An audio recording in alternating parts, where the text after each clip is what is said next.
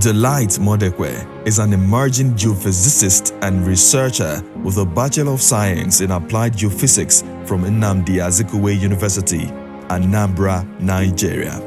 She is currently serving with the National Youth Service Corps in Abakaliki, Ebonyi State.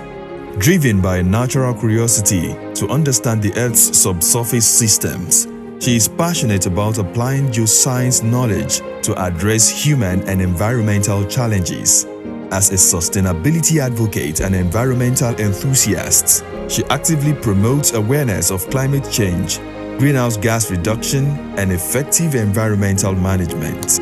Beyond geophysics, Delight is a skilled writer and avid reader with experience as a content creator and book reviewer for various publications.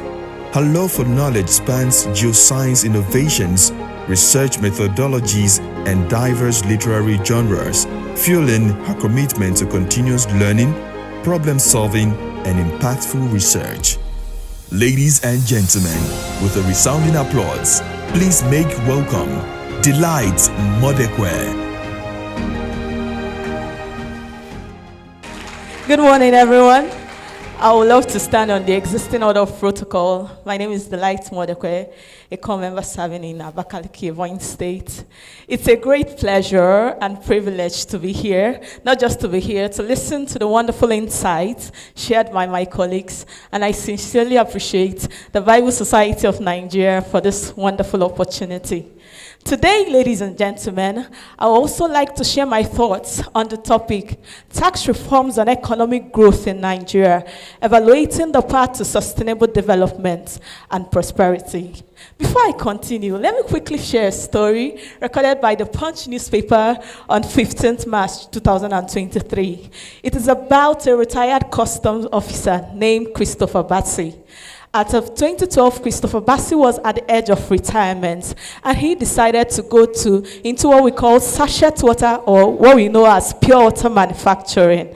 Now, Christopher Bassey, after painstakingly gathering the necessary information, he was able to open a pure water factory at Iba in Ojo local government area of Lagos State. By 2015, the business expanded. He went into bottled water production. However, here is the heartbreaking part. Soon, bankruptcy stared him at the face. Why, you may ask? It is because of the multiple taxes he remits annually to various government agencies. I'm sure most of us who are entrepreneurs can relate to this. As of the time the story was recorded, he had planned to close down his factory and let go of the 68-member staff that were working with him into the labor market. The Chartered Institute of Taxation stated in a paper that 75% of small and medium-scale enterprises in Nigeria do not last past their 4th year anniversary because of multiple taxation challenges. Let's define tax reforms. Tax reforms refer to the deliberate modifications made to a country's tax policies, laws, and administrative system. That means they're not only designed to generate revenue, but it's to demonstrate equitable wealth distribution and stimulate economic productivity.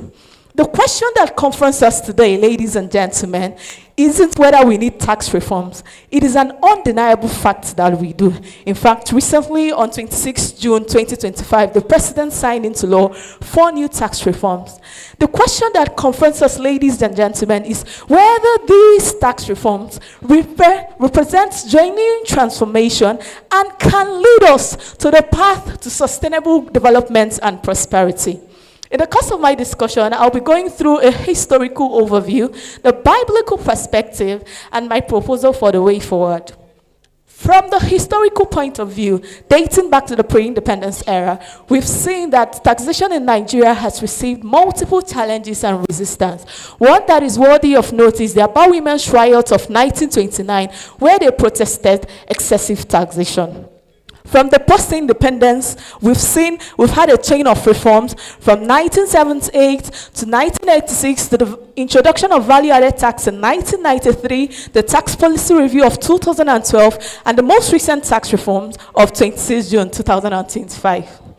A quick detour to the Bible shows us that the Bible offers significant insight in the relationship between just taxation, lasting prosperity, and righteous governance. In Leviticus chapter 27, verse 30, we see the institution of tithing.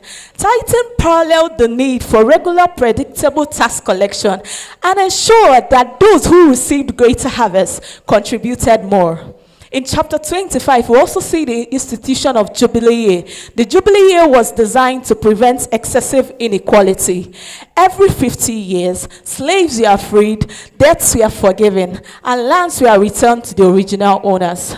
From the New Testament, in Luke chapter 3, we see John the Baptist advising tax collectors not to collect more than they are required to. This shows that tax collection should be done in strict adherence to established laws and procedures. Even our Lord Jesus was faced with the issue of tax payments on 2 occasions. On the first occasion, he affirmed that we should give to Caesar what belonged to Caesar and to God what belonged to God. On the second occasion, he even had to cause the miracle of a coin in a fish belly to be able to pay the temple's tax. This shows us that tax payments are both spiritual and civil duties as Christians to God. I will not end this discourse without my proposal for the way forward. I have designed a framework that is divided into 5 critical steps. A framework that I call the audit framework, AUDIT. A is for automation, U is for unity, D is for development, I is for integrity, T is for targeting. In automation, this involves the digital transformation and integration of tax management system. That is, we try to eliminate manual processes, introduce real-time monitoring. The goal is to transform tax payment from a bureaucratic burden into an efficient, transparent process. In Unity, our core focus is to establish governance across all government levels and reduce conflicting levies on businesses. There should be clear revenue assignments on which taxes belong to the local, state, and federal governments. For development, that is to build human capacity and link taxes to better results. How do we do that? There should be comprehensive training for tax officials on modern ethics and techniques. Then, we should make sure that tax payments translate into better roads, healthcare, education, and power. For integrity, we can recall, ladies and gentlemen, that we've seen in our country where government officials suddenly faint when they are asked to give financial testimonies about their time in service. It is therefore pertinent that we build trust through transparency in governance. There should be clear measures to make sure that tax officials operate in all honesty. For targeting, we should have a strategic tax expansion base and simplified regimes that make it easy for the informal businesses to comply without complex procedures. As I conclude, let's return back to Mr. Christopher's story. Imagine that in 5 years from now, Mr. Christopher renews his business through a single digital platform. His taxes are now based on his revenue, and he doesn't have to do it with multiple government agencies. Wouldn't it be better for him and the economy in general? He has more money, more expansion, and he can employ more workers to reduce the growing unemployment rates in the country. Ladies and gentlemen, the path to sustainable growth is neither linear nor guaranteed. Tax reforms isn't just about revenue generation. It is about the kind of country Nigeria wants to become.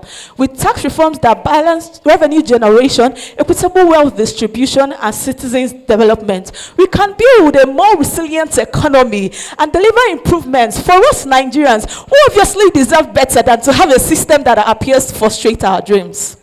My fellow citizens, the choice is ours to make, and history will not judge us by the promises we made. Rather, we will be judged by the prosperity we delivered. After all, we're a country that is blessed with numerous human and natural resources like oil, gas, mineral resources, and agricultural produce. Therefore, poverty should be our greatest undoing, not our permanent address. Thank you very much.